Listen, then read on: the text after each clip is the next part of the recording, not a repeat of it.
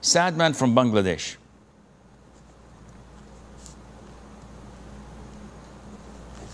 Assalamu alaikum warahmatullah. Alaikum salam rahmatullah.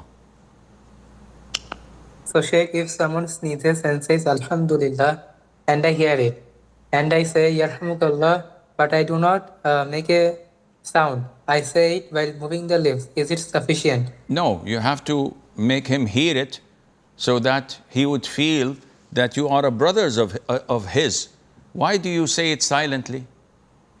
He would find something in his heart against you. My Muslim brother heard me sneeze and say Alhamdulillah, and he does not reply to me by saying Yarhamukum Allah.